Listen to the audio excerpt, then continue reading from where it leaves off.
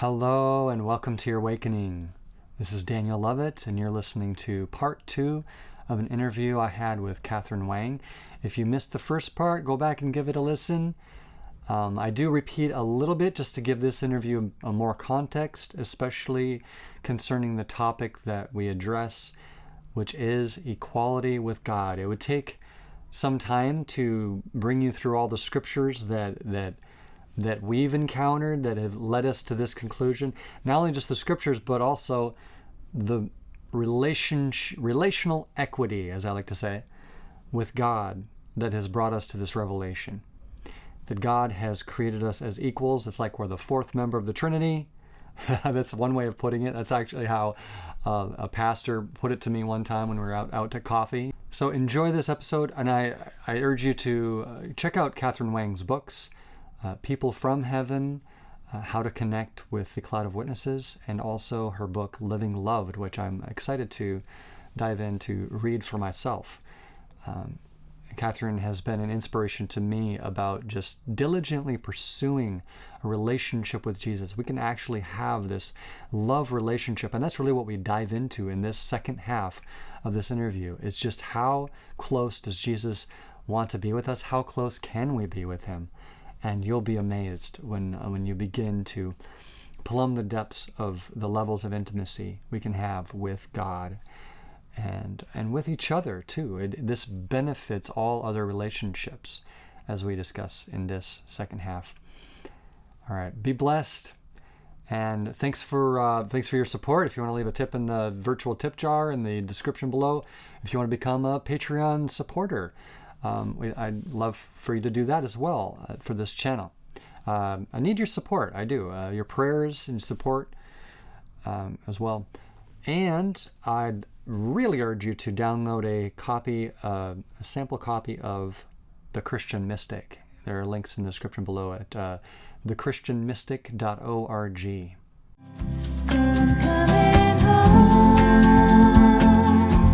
I'm coming home. I'm longing for the longing. I'm longing for a home.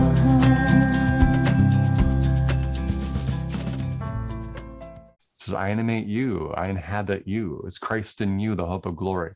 This is why we all get to learn from each other. And he's bringing wholeness to the whole and unity and equality among us all too.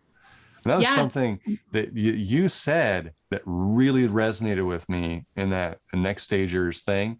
You had a 2-minute thing, and all I wanted to do was talk about for the whole hour that 2 minutes of what you said. I kept bringing it back to like, Katharine, yes, about equality in particular, because it was something Jesus was speaking to me about. Go ahead. I actually thought I might mention that. Because my journey was similar, but I would say maybe even just for me, one step beyond towards equality with God. Because one of the things when God started taking me up for this book, actually I have it on here, Living Loved, right? So first I wrote the Cloud of Witness book, and then I wrote Living Loved. So I had a bunch of adventures in heaven with God for Living Loved, in which he was pouring out a new kind of love into my life. And it's like the love of the bride and the bridegroom, the husband, wife, what I called oneness love. It's being one with God, right? In the spiritual union so close that God calls it marriage in the Bible. So that kind of love. So I was having those kind of encounters, and God was saying things to me on these encounters in heaven of, you completely satisfy me. And I thought, no, I cannot completely satisfy you. Do you realize all the, I wanted to start naming my sins or something like that, or my shortcomings. And God was like, you completely satisfy me. He would say things like, you know what I love about having these visions with you is I just love your presence. I could just sit in your presence all day. And I was thinking, no, wait, how many times have I said that to you, God? Like, isn't that supposed to be my line? Like, I love your presence. It's so life-giving, God. But he would say the same thing to me. He's like, yeah, I could just sit in your presence all day. I love what being near you does to me. That's what he was saying to me. He was telling me I was flawless, I was perfect, and all these things. And I know there are Bible verses about that, you know, you're flawless and all these things, pure, blameless, holy. These are all the Bible verses that I didn't really believe, right? And he was like saying, no, that is who you are. And I couldn't be one with you unless you were, right? Because if you think about it, if God is pure and holy and he becomes one with us and we are not pure and holy, then we defile God, right? And so it becomes something that's not then they're perfect and holy. And so I realized, like, logically, he has to be right. But I spent months, like, not really believing him. So I'd have these, like, incredible encounters where in heaven, where I really felt like God was really honestly treating me like I was his equal, like he really was fully satisfied just in me and all this stuff. And then I would go back and live my life on earth like, he's up here, I'm down here, I'm full of awful stuff, and he knows more than I do, and he's better than I am, and all this stuff. And I remember sitting in church one day and Holy Spirit telling me, stop it. Stop thinking that I'm up here and you're down here and I'm better than you. He's like, we're one. And that rocked my world. And I realized I had to make a decision. Was I going to believe what God was saying to me? Or was I going to just continue to structure it like this? Because that's what everyone else does.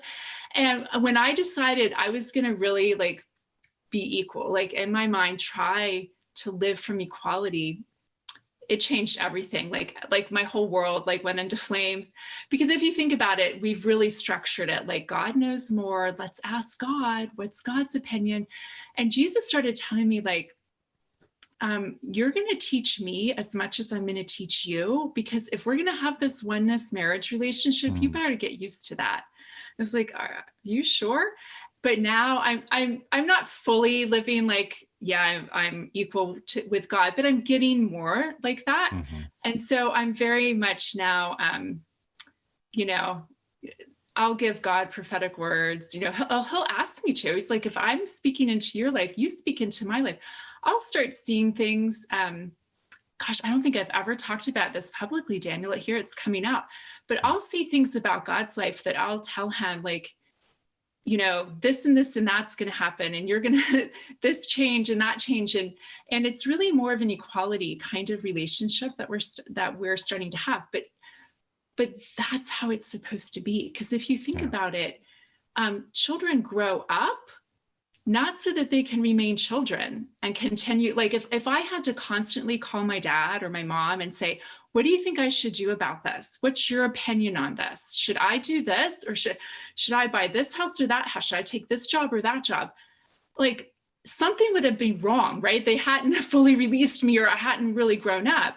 And so I realized like if I was always asking the seven spirits or God or wisdom or whatever, something's wrong. At some point we grow up and we make our own decisions and all of that. So it's a much more, and I'll say one more thing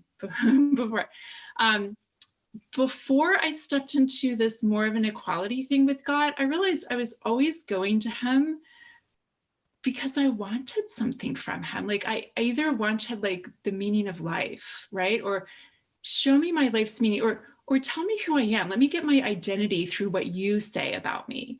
Or let me figure out like what I'm supposed to be doing, direction, right? I was always trying like, let me draw closer to you, because in you must be who I am or my meaning or something like that.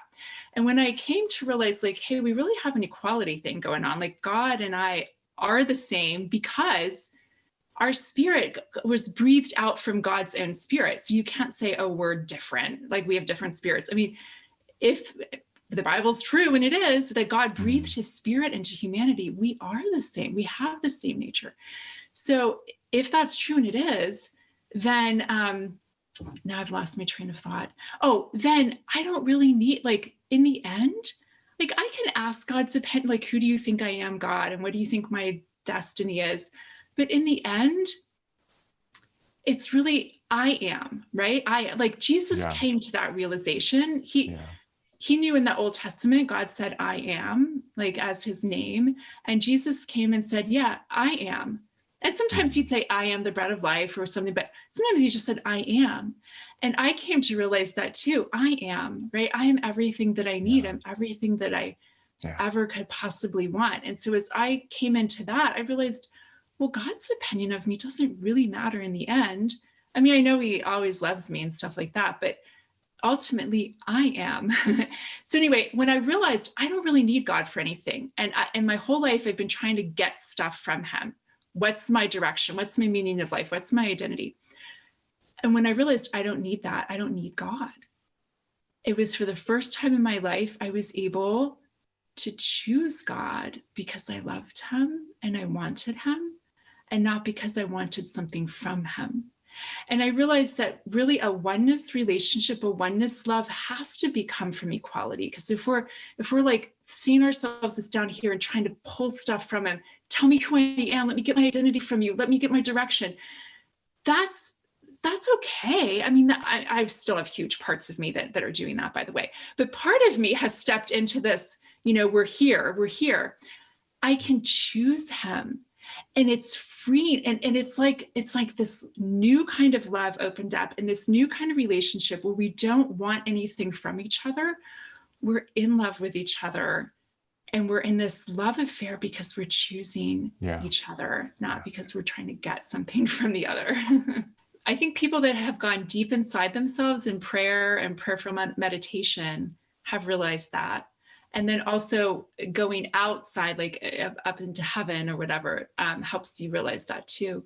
Yeah, absolutely. That there really is no separation between us and God or us and each other. We are one. And it's a very wonderful, freeing thing to realize that there, because for me, I can't remember what you shared your biggest issue was, but for me, it was probably unworthiness. Or not feeling like I was good enough. And I also struggled with feeling not accepted by God. I think you had mentioned that. And realizing that what I had wanted, thought I needed to get from God, his acceptance or approval or love or something like that, that I possessed that inside myself because God had, like, because I have God's nature. There's no difference between us. And so that was this, my first taste of wholeness, really. It was like, oh my gosh, I have all that I need, and I don't need to strive anymore. I don't need to try to get I found it. And I used to, I was always trying to get closer to God, draw closer to God, to find him in a deeper ways. And I really felt like something switched from I'm trying to find God to I have him, I possess him, God is mine.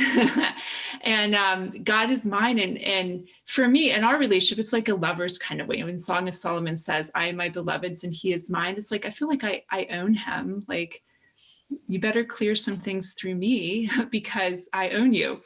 It's that kind of like feeling like you possess the other one.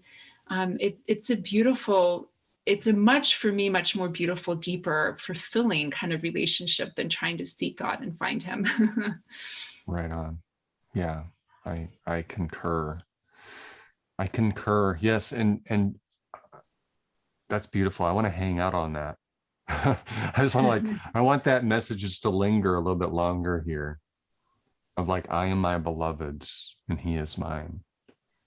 That we let our older brother do that whole thing where it's like, give me back my stuff. We let him take all our stuff so we can be free as the bride, as pure and undefiled, without spot or blemish or any such thing. Ephesians 5, right? Be holy as I am holy. You are. Be perfect, Yeah, therefore, as your heavenly Father is perfect. That's the declaration.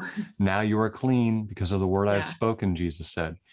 So our older brother has done this for us, but then our older brother is saying, but I'm the firstborn among many brothers. Like, I'm your older brother.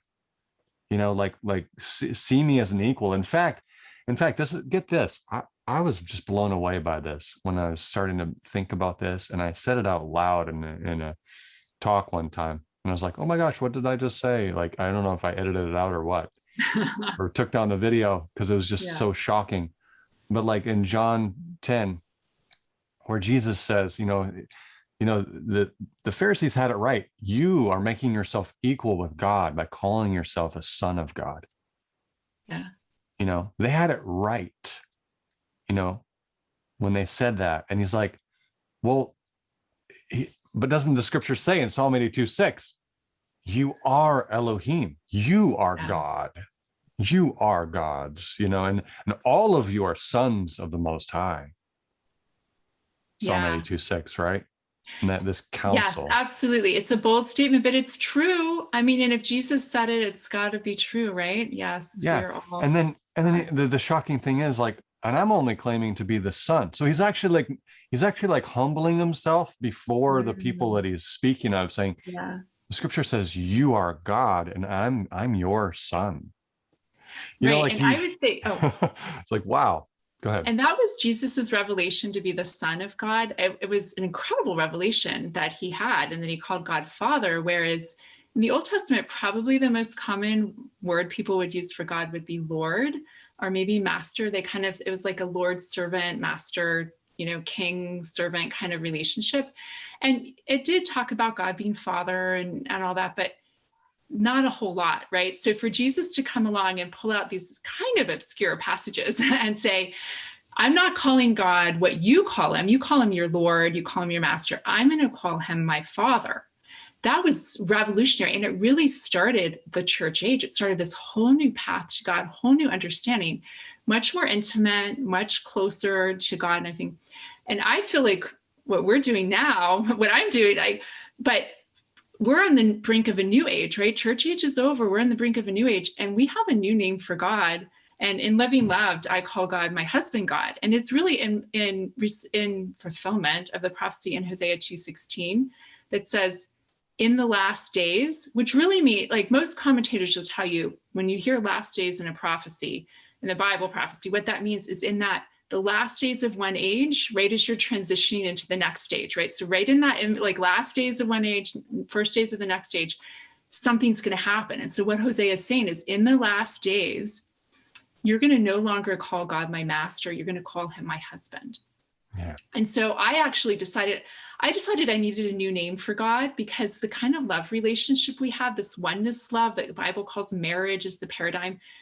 To think of yourself as married to your father or your brother was not a very endearing, kind of picture. And I spent about a year going, God and I have this divine romance marriage, and he's my dad and my brother. And then Jesus finally sat down with me. He's like, you know what? You're having trouble moving further along in your relationship with God, in this oneness relationship, marriage relationship, because you're calling him your father. And I realized, I need a new name. And so I pulled out Hosea 2:16. So I call him my husband God, and I call Jesus my groom. It's a word that he uses for himself in the New Testament. But I think that this new word that we're now calling for God is a signal to this new age and a new kind of relationship. It's more intimate than father. It's more intimate than brother or helper and Lord, these other ways we've known him.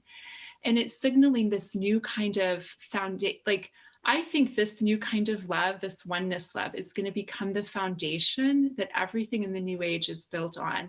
Just like the, father, son, we're one big family. That was this model that Jesus had that became the foundation for everything built in the church age. It became a family model, and it was so beautiful and so much more intimate than the king servant, kind of master lord kind of master servant kind of model. But this new one, the husband wife. So I don't call myself a son of God. I call myself the wife of God. Mm-hmm. And God's been telling me that's actually a position in heaven. And I'm not convinced I've actually officially sat in the seat. I've had these experiences where, it's happened. I've been coronated, all this sort of thing. But then I've had angels come to me, and I just thought, oh, this is just a little analogy I'm having to help, an analogy vision to help me understand more deeply what this, relationship with God is. Then I've had angels come to me and tell me, like, no, that's a real position. And when enough of you sit in that position, all of heaven is going to be overturned in the sense of like a whole new government structure, a whole new way. Because if you think about it, It's not this hierarchical, like we're working our way to the top. And marriage is not you grow up into a marriage, it's you step into the marriage already fully mature, already fully grown up, already fully equal with your spouse. Yeah. And you reign from that position. And so Yeah. when enough of us start, yeah, I'm equal with God. And yes, I'm reigning as co-ruler of the wife of God or the spouse of God. It does open up a different way of doing things. It does indeed. And I think about Song of Solomon. I am dark. How do we view ourselves? I am dark, but lovely. Yeah. Like in how he has brought wholeness to the whole, he's brought beauty to the darkness. Yes. He has like we have a rich heritage in all our darkness, honestly, as explorers of divine consciousness. And that's hard for a lot of religious people to accept. It's been hard for me to accept, but it's like that's the redemption. It's all the prodigals coming home, but not just in stepping into that marriage relationship of oneness and equality. And like, what to say that we're not equal with God is like to say in this day and age that women are not equal to men, because the woman came out of the man as an equal. Yeah. Yes. And same with us. We came out of God as an equal. It's just amazing. Yes. And actually, the way I look at it, I think a lot of commentators are looking at it this way too, that story of in Genesis 1 and 2 of God creating Adam and Eve. When he first created Adam, the first human, there was both male and female inside of Adam. And then when you get to Genesis 2, it says Adam, looked and named all the animals and whatever, but didn't find someone like himself. And then God realized, it's not good for Adam to be alone, to be the only one like himself. So God put him into a deep sleep and took part of Adam. Some translations will say a rib, some will say a side, and formed Eve. And if you look at that word in the Hebrew, the word for formed Eve is not the same word used in Genesis 1 when it says God created like something out of nothing or what is seen from what is unseen. It's the word for taking what's already there and reshaping it into something new. And so that's what he did with Eve. So Eve the feminine was already inside Adam. It was a, masculine, feminine. And so God drew out and basically made two expressions of the divine nature, a masculine and feminine expression in natural creation. And so they used to share one flesh, and then they were fully equal, fully human, shared two flesh. And then they didn't have to remain separate, right? The two could become one again through marriage and through this beautiful, awesome, blissful union.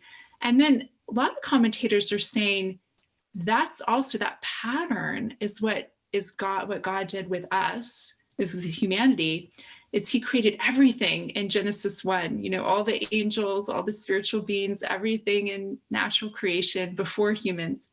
And then he looked around and he realized there's no one like me. I'm the only one like myself in all, heaven and earth. Mm-hmm. And he realized it wasn't good to be the only one like himself. And so his solution was to kind of do what he did with Adam. He said, I'm going to create someone like in my likeness and image. And sort of like with Adam, God took what was already there and just separated out. God took part of himself, his breath, his spirit, and separated it out, breathed it into some dust from the natural creation. And so what was used to be one, God's spirit, then became two. You had God in natural creation and now God outside of natural creation, and fully divine, fully equal. But what used to be one became two, but we can now join back together, because like Adam and Eve could join together because they were the same flesh, but we can join with God because we're the same spirit. And so when God calls it like a spiritual marriage or spiritual union in the Bible, and it's that two spirits that used to be one became two and now joining back together as one. And that's this blissful, and that's what I talk about in Living Loved. And that's this blissful union. And we can live in that kind of love every day. Yeah. And I think we even started out even before we went on air. I'll probably edit that part out, but I was just talking about before we went live of just like, I need to receive that I'm the beloved, that's what I've been struggling with, of just like, sure, I recognize that God loves others, and that he'll work with me to communicate that love for others, because he's just faithful to do that. He wants to do that. But like to receive it for myself, to be the beloved, be loved, be Yeah. loved. You are the beloved. And I'm saying that to all our listeners right now. You are the beloved. And he has said his big I do to you. And when we say our I do, just the magic happens. The oneness is revealed. The John 14:20, I am in the Father's in me, and I am in you. And John 17, I pray that they may be one in us. A oneness, that God's restoring everything back to oneness is how I see it. Ultimate reconciliation, the restoration of all things. Mm. This has been a huge theme of the message I carry as well. Yes, absolutely. And that's exactly what the book I just came out with, Living Loved, it's all about that. It's all about, I had kind of known that in my head. God loves me. He loves me like a spouse. He calls it marriage in the Bible. It was in my head, right? And I had felt God's love, like genuinely, but more like as a father, as a friend, that kind of a thing. I had honestly never really given much thought to, well, how would the love of a spouse feel? Like the divine, I mean, I'm married, I'm in a wonderful marriage, but I'm talking about divine, right? How would the divine love, like heavenly spouse love, how would that feel?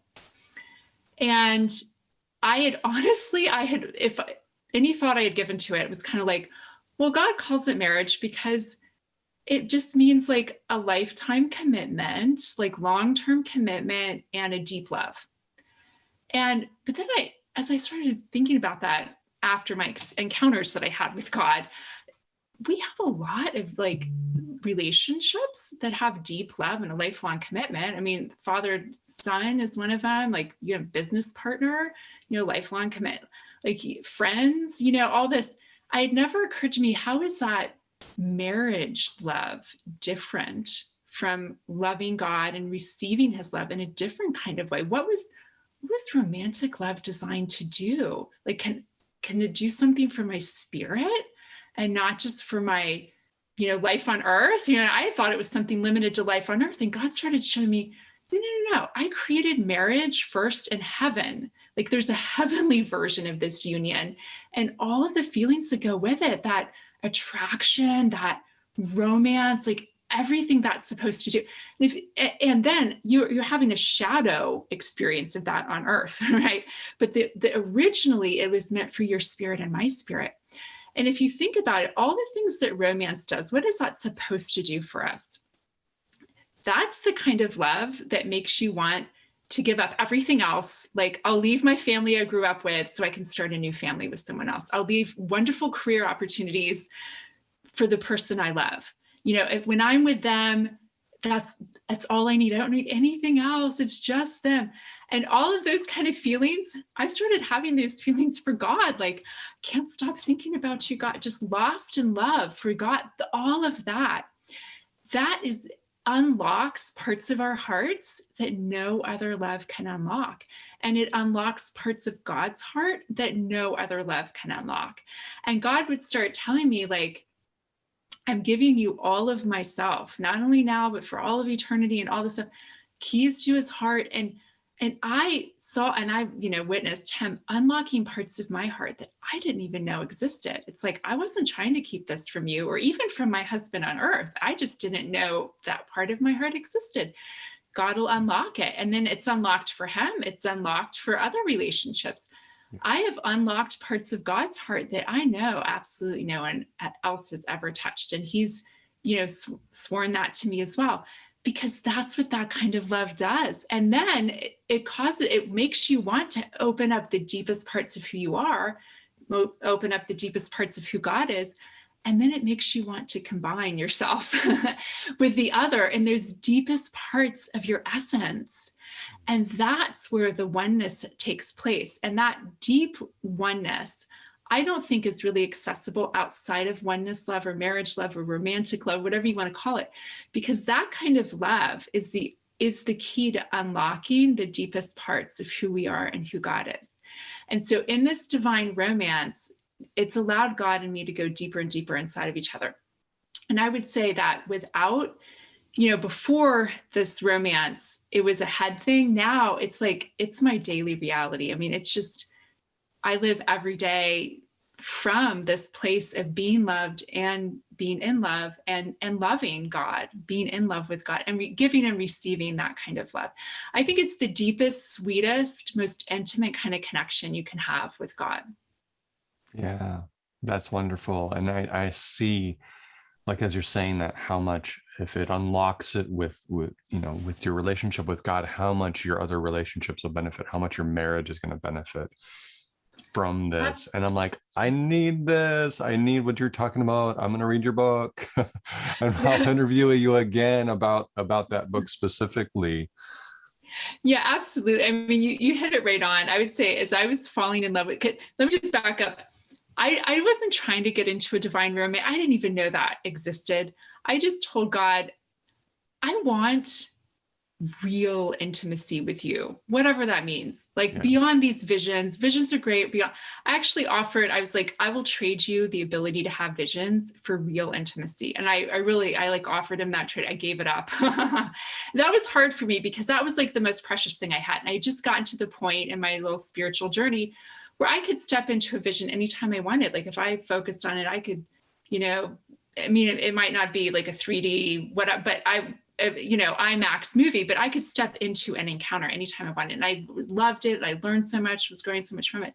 And it was at that point, I was like, I'll give that ability up for real intimacy.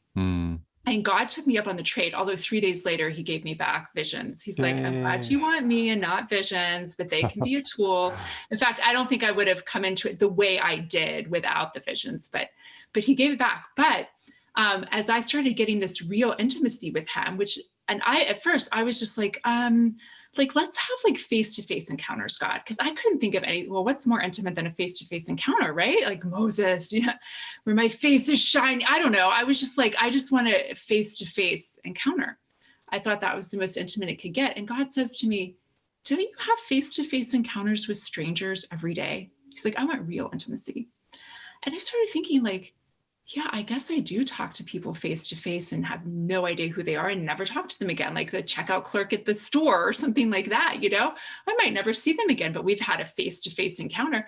God was like, no, I want real intimacy. So then I started thinking, okay, what's the most intimate thing I could do with God?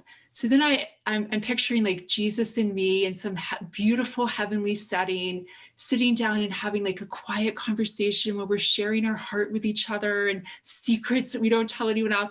So I'm like, I want like really close conversations with you in a beautiful heavenly setting. This is what I was thinking in my head. And Jesus is like, I didn't die so we could talk together.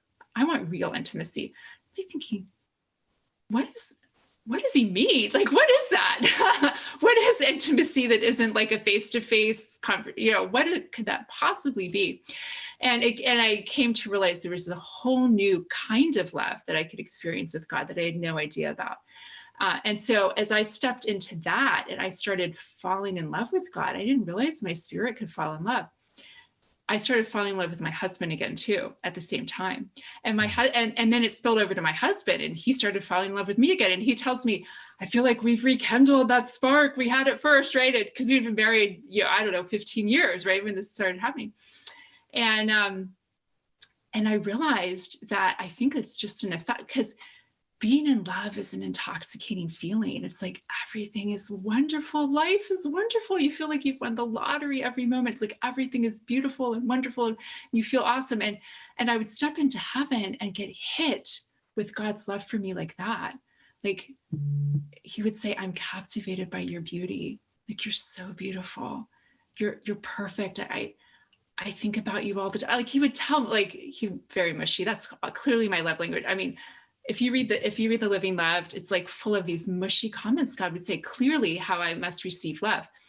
And so as I realized, like, oh my gosh, it's so intoxicating to be loved like that, I would step back to earth. Well, I didn't want to leave that feeling, that being in love feeling. It's such an awesome feeling. I wanted to take that with me to my life. So I did. So I created this little atmosphere around me of the I'm in love atmosphere. Mm-hmm. And so I started, I'm in love with life. I started loving my life. And I was like, I have the perfect life. And I realized actually nothing's really changed about my life, but I just love it now every moment. And then I started loving my husband and my kid. And I always loved him, right? But like I was in love. And I started telling my husband at random moments, I'm so glad I married you. You're so handsome. Like, oh my God. Yeah. And now he's gotten used to that. But I didn't do that before I fell in love with God. So anyway, it absolutely changed my marriage, my life. But I think it's supposed to. And here's one more thing I'll say. When this first started happening with God, I was like, okay, I've been here. Like, I fell in love before I got married on earth. And, I know this. It's going to fade, God. Like, hello, it has to, like, there's no way we can keep this up like the rest of my life. Life's going to happen. And God was like, no, why would you think that? I will always feel this way about you. And I realized he really does. I mean, God never has a bad day. He's never like, he's always ready to pour out that love. Now, I, on the other hand, I've gotten the opportunity to fall in love with God many times because my love will wax and wane. But the beauty of it is I get to fall deep, and every time it goes deeper because God and I know each other better. So it goes deeper and deeper and deeper. So it really can be like a never ending, like this for the rest of our existence. You really can sustain that feeling of being in love. Yeah, wonderful. That's beautiful. Thank you. I'm like speechless. I'm like, there's another moment I want to like linger. It's like, yes, yes, yes. Yeah, it's it really is beautiful. I really do I do intend along with you for whoever is listening to be able to receive that love.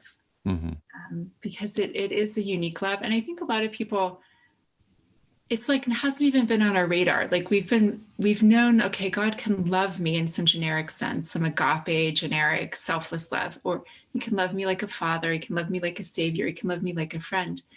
But there's a love that you can experience with God that is sweeter than any of that. It's when he's mesmerized by you. I mean, the Bible actually says, like, turn your eyes away from me, for they overwhelm me.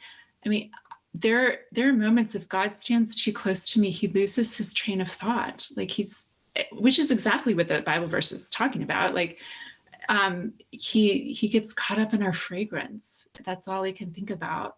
I've walked into, in the Cloud of Witnesses book, I talk about councils and interacting with councils in heaven. And there have been a number of times when I've walked into a council and God's like, okay, I'm going to really show you how this works. I'm going to teach you some more principles. And I'll walk into a meeting and God will look at me or start standing too close to me. And there goes his agenda. Like, he cannot remember what they were supposed to be talking about in the meeting. And he's either had to just cancel the meeting or leave. There is something more intoxicating than navigating heaven's counsels and learning how all of that works. And there's, so anyway, it's a real thing. Yeah. It's like bringing me to tears just thinking about it, because you just, even with my son the other day, just like him, these moments, like we do these cycles of now you're the father, you're the son, and we have these relationships, and now you're the bride, you're the husband, and just like it's all about love, really, and pointing all the way to this loving union, and I experienced that with my little boy. I'm like, I love you so much, I love you so much. It's like, I love you too, Papa. I mean, it was beautiful. Yeah. It was beautiful. And gosh, that's what it's all about. And I want to experience that with my wife. And we're celebrating 20 years of marriage. Oh, wow. And I've been an a-hole I mean, I would literally swear, like right now, just thinking back about how I've broken her trust. And I'm like, I have so much love in my heart for her, but I can't seem to get her to believe it because of how I've behaved, because I've stood up for other things, my rights to do this or that or whatever, my rights to have friend time, and I've abused that too many times to where I've broken something, and I'm like, I want to repair it. And I know love is in here and it will, but it's just like, I'm in that tension spot right now. So this Yeah, no, is, I would say have your wife fall in love with God and she won't care. Like my marriage got so much better when yeah, I fell in love with God. And honestly, it was probably over a year before my husband like had any noticeable change and probably in how he was acting towards me. But I didn't notice because I was just so in love. I was in love with him. I was in love with God. I was in love with life. And it actually, I think, helped me to heal some things and to experience firsthand what a marriage love relationship is supposed to be. Because God is the perfect marriage partner, right? He's never going to have a bad day or, be off or treat you wrong. So living in a reality, I mean, like real situation where God is pouring that kind of perfect, because it's his love is perfect marriage love into you every day. I came to realize over time, oh, this is how it's supposed to feel. And then I feel like I was able to love my husband better because I was kind of like, okay, this is how this love works. This is how it feels. And so I can give this to him now versus whatever I was giving him before. I was the best I could and great. But being able to experience the perfect version of that marriage love, I think helped me to be able to love better too. mhm. Yeah, that's wonderful. That's wonderful. Here's to love. I'll drink to Yes. that. Drink some coffee. Yeah. There's this famous, talking about love, this famous prophetic guy years ago who said, the first question God's going to ask you when you get to heaven is, did you learn to love? And for years, when I heard that, I thought it was like a pop quiz, like I was going to be graded on that. So like if I had loved enough people and loved them well, then I would have done well. And okay, you get to go to this part of heaven. Oh, you didn't really love very well, Katharine. Okay, you go to this part of heaven and you get, that's how I thought of it for years. And then I finally realized, like, no, that's not what that means. It means we're here on earth to learn to experience both giving and receiving all different kinds of love. Like we came here to have an incredible experience and for love to be the heart of it. And there's so many ways to give love and receive love, so many different kinds of love.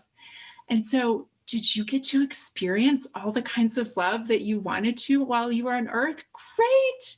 If not, you can do that in heaven now. You can make up for what your earth experience lacked. And so to me, that's so much more freeing. But I feel like a purpose of life really is to learn to savor being loved as well as the act of loving. And so I think it's awesome just to be able to, sometimes I'll just spend a whole day or a huge part of the day just savoring being loved.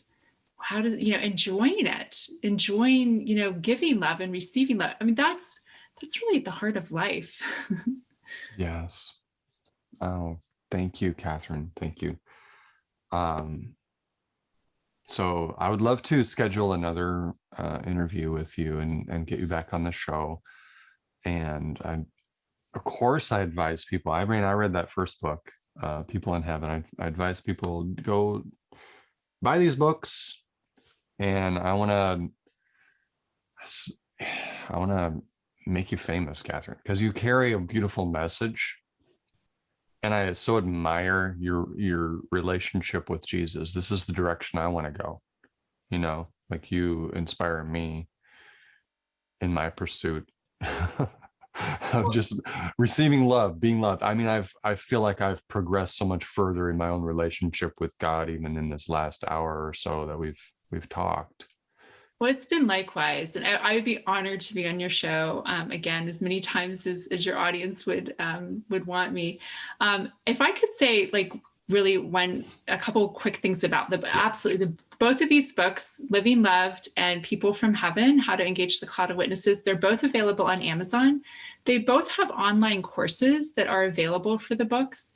And right now, the People from Heaven, the Cloud of Witness one, is the online course is available through our website, which is atcuniversity.com. I forgot to mention, last year I founded with some friends Age to Come University, atcuniversity.com. We offer online classes and resources to help people really live from the fullness of who you are, your heavenly version of yourself. So you can sign up on our website, but it's going to kick you to Kingdom Talks website. Kingdom Talks Media, and the course is being offered through there. You can have, it's like an online community and core videos and all that. The Living Loved book also has a course, which for a limited time, we're offering a free version of the course through our website. So I'd say if people are all interested, I want your audience to know, it's not going to be free forever. So it's a basic. So you just get some basic videos and engagements, guided engagements. The full course is available. You can sign up through our website, but it's going to kick you to the Kingdom Talks Media website. There are over 40 videos and like homeworks to help you like really step into it. The basic course gives you the concept, but the full course like gives you that like, okay, this week, do this exercise. It's going to help you step into it. This week, do this exercise, and so on and so forth. It has bonuses, videos, and all that stuff. So I just wanted your audience to know that. So atcuniversity.com is where I'd love to connect with you and have you take whatever courses you want to take. There are more coming all the time. Okay. Well, thank you. Thank you, Katharine. And yeah, we'll sign off for now, but it's wonderful. I knew when I first met you, I'm like, oh, there's a sister, and she gets it. Like we're tracking with some similar themes here. We carry a similar message, especially about this oneness. Like the hosts of heaven have advised me to title my book The Mystic One and really highlight the oneness. And I'm like, and here I am trying to like, but what about the Christian mystic? I really want to do that first, so maybe there's 2 books coming out of this. I'm just trying to figure out how to do that, but I'm writing a book about oneness and about all the revelations that God's given me and others. So Katharine, I'd love to include maybe some of your testimony about oneness as well in that book, because I like community effort kind of books. That's how the Christian mystic is arranged. It's like a community effort. I'd be honored. Yes, I would love to. And I'd love to read and read your book too. Okay. Yes. Thank you, Katharine, and bless you, sister. And I like to say namaste because that's just been so redeemed for me. Like the whole the Christ in me bows to the Christ in you. I recognize the divine spark in you. That's what that means to me, and it's become very precious and just a way to honor you as my sister. So bless you. It's half Asian. I'm not half, I'm married to an Asian. Sorry. Yes. No. I totally get that. What does that mean, by the way? I know that the deity is of God, but I didn't catch the first part of that. The namaste.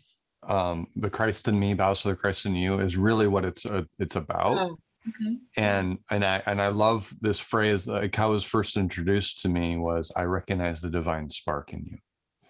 Oh, I love that. Yeah. Yes. So well, likewise. Okay. Bless you and bless your family. Thank you for being on my show.